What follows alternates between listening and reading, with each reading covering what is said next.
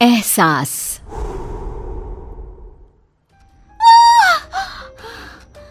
फिर एक सपना, उसके पूरे होने का डर। क्यों ये सब क्यों हो रहा है मेरे साथ? क्यों? प्रीति और उसके सपने, अनकहे अनजाने, कुछ राज समेटे हुए। ये कहानी शुरू होती है बंगाल के एक छोटे से शहर वीरानगंज से, जहाँ प्रीति अपने परिवार के साथ रहती थी। उसे बचपन से ही अजीबोगरीब एहसास हुआ करते थे, जिसके होने की वजह से वो आज तक अनजान थी। क्या हुआ बेटा, तू चीखी क्यों? बड़ी माँ, सपने में एक काले कपड़े पहना आदमी हाथ में खंजर लिए मेरे पीछे भाग रहा था। मैं चीखती हुई भाग रही थी और तभी मेरी नींद टूट गई। वो काले कपड़े वाला आदमी कौन होगा बड़ी माँ? ये सब कुछ नहीं होता बेटा, बस एक सपना था। वो इंसान है हम, तो सपने तो आएंगे ही ना। इन चीजों में दिमाग मत लगाया कर, सो जा। रूपा प्रीति को सांत्वना देकर कमरे से बाहर तो आ जाती है, पर उसका मन भी डर से भर जाता है। इतिहास अपने आप को दोहरा रहा है। हे देवी माँ, मेरी बच्ची की रक्षा करना। अगली सुबह प्रीति रोज की तरह कॉलेज के लिए निकलती है। रास्ते में उसकी नजर हूबहू वैसे ही आदमी पर पड़ती है जिसे उसने सपने में देखा था। उसका चेहरा बिल्कुल काला और आंखें लाल थी। वो अपनी आंखें बड़ी बड़ी कर प्रीति को देखता है। बड़ी माँ मानती ही नहीं है। लो, वही आदमी दिख गया। अब मैं क्या करूं? भगवान मेरी रक्षा करना। प्रीति जैसे ही ये बात कहकर पीछे मुड़ती है, वो आदमी अचानक ही गायब हो जाता है।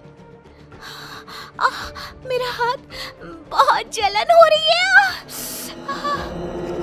प्रीति क्या देखती है कि उसके हाथ में हर तरफ नोचने के निशान थे। ये अचानक मेरे हाथों पर खरोच के निशान कैसे आ रहे हैं? लग रहा है किसी ने बेरहमी से नोचा है। बहुत दर्द हो रहा है। कॉलेज पहुंचते ही कोई क्रीम लगाती हूँ। प्रीति जैसे ही कॉलेज पहुंचती है, उसके शरीर के निशान देखकर उसके फ्रेंड्स चौंक जाते हैं। प्रिया कहती है, ये ऐसे खरोच के निशान, लग रहा है किसी जानवर ने नोचा हो। ये कैसे हुआ प्रीति? पता नहीं यार, अचानक ही। ऐसी खरोंचें तो अक्सर किसी बुरे सांप के छूने से आ जाती हैं प्रीति। क्या यार, तू भी इसे डरा रहा है? अरे लग गई होगी कोई चोट। कोई चोट नहीं लगी मुझे। शिवम सही कह रहा है। मुझे रास्ते में एक अनजान शख्स दिखाई दिया और उसे मैंने सपने में भी देखा था। फिर अचानक ही वो कहीं गायब हो गया और मेरे शरीर पर ऐसे निशान आ गए। तुम्हारी बुआ के साथ भी कुछ ऐसा ही हुआ था ना? हाँ, पर मैं नहीं जानती ठीक ठीक कि क्या हुआ था। बट शायद मेरी ही उम्र की रही होंगी। मेरी तरह वो भी घटनाओं के होने से पहले उनको महसूस कर लिया करती थी। फिर एक दिन उन्होंने कुछ देखा और फिर वो कभी उठी ही नहीं। बस इतना ही जानती हूँ मैं। तुम लोग ये सब क्या लेकर बैठ गए? प्रीति को दवा लगा दो पहले, और चलो हम लोग कॉलेज के बाद कहीं घूमने जाते हैं, मजा आएगा। प्रीति का मूड ठीक करने के लिए कॉलेज के बाद सभी घूमने निकल पड़ते हैं। सड़क दोनों तरफ से पेड़ों से घिरी हुई, एक ऐसा सफर जो सबका मन मोह ले। रास्ते में प्रीति की नजर एक हवेली पर पड़ती है। चलो ना यहीं चलते हैं, खंडर सा भी है, मजा आएगा। पुरानी चीजें देखी नहीं कि प्रीति का मूड चंगा हो ही जाता है। अच्छा है, चलो वहीं चलते हैं। तीनों गाड़ी से उतरकर उस हवेली में जाते हैं। 1912। 1912? ये क्या है? पता नहीं, दिमाग में ये नंबर आया। छोड़ो, मैं तो कुछ भी कहते रहती हूँ। अंदर चले। तीनों उस पुरानी हवेली के अंदर जाते हैं। प्रीति जैसे ही हवेली की दहलीज पर कदम रखती है, अचानक आंधी तूफान सा माहौल हो जाता है और तेज ठंडी हवा बहने लगती है। प्रीति के शरीर के खरोच के निशान वापस से हरे हो जाते हैं। ये निशान बहुत जल रहे हैं। मौसम के बदलते हुए रुख को देखकर सभी फौरन अंदर हवेली में चले जाते हैं। अंदर तीनों इधर उधर घूमने लग जाते हैं। तभी प्रिया के हाथ एक नेम प्लेट लगती है जिस पर 1912 ही लिखा हुआ था। प्रीति देख, इस नेम प्लेट पर क्या लिखा हुआ है? कर्णिका पैलेस 1912। तेरी बुआ का नाम भी तो कर्णिका ही था ना? हाँ, मतलब कि ये घर मेरा भी है, पर सबने आज तक ये छुपाया क्यों? तभी प्रीति ऊपर देखती है जहां उसे गैलरी में वही काला साया दिखाई देता है जो प्रीति को देखकर मुस्कुराता है। देखो फ्रेंड्स, वही काला साया है ऊपर। सभी ऊपर देखते हैं पर ऊपर कोई नहीं होता।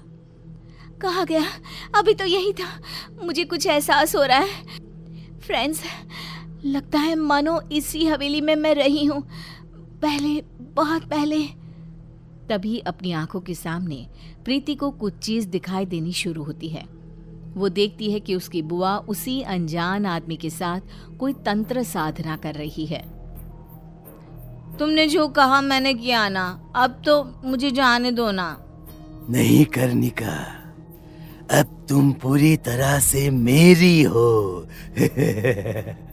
ये कहते ही वो आदमी कर्णिका को छूता है और कर्णिका का शरीर पूरी तरह काला पड़ जाता है और वो मर जाती है और वापस से प्रीति को सब कुछ पहले की तरह नॉर्मल दिखने लग जाता है। ये सब क्या है? बुआ जी क्यों उस आदमी के साथ थी? कौन है वो? तभी शिवम और प्रिया के सामने भी वो अनजान आदमी आ जाता है। कैसी हो कर्णिका?